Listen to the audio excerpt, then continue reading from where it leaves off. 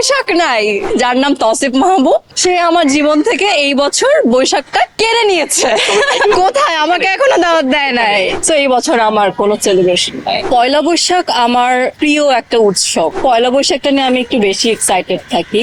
অকেশনটা আমার কাছে স্পেশাল। আমার জীবনে বৈশাখ নাই।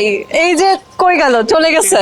এখানে বারান্দায় দাঁড়ায় ছিল একজন ভদ্রলোক, যার নাম তৌসিফ মাহবুব, সে আমার জীবন থেকে এই বছর বৈশাখটা কেড়ে নিয়েছে। কোথায়, আমাকে এখনো দাওয়াত দেয় নাই। আমাকে যখন বলেছে যে আমাদের এরকম এরকম তারিখের শুটিং, আই ওয়াজ লাইক, বৈশাখে শুটিং করব, বৈশাখ সেলিব্রেট করব না?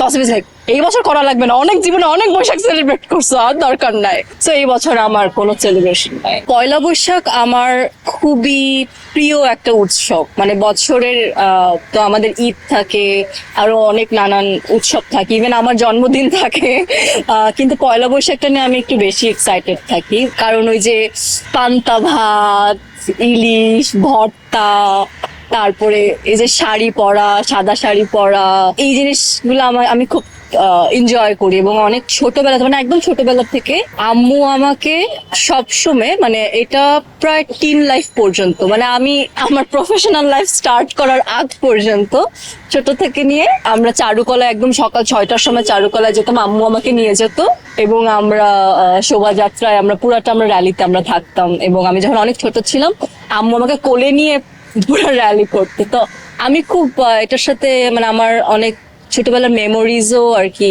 অ্যাটাচড। সো যে কারণে, মেবি এই কারণে এই অকেশনটা আমার কাছে special. Not a bad idea, এটা হতে পারে, এটা অবশ্যই হতে পারে, এটা অবশ্যই হতে পারে। যদি ভদ্রলোক বিরতি দেয় যে ঠিক আছে যাও, আজকে পয়লা বৈশাখ 1 ঘন্টা ছুটি দিলাম, তো হতে পারে।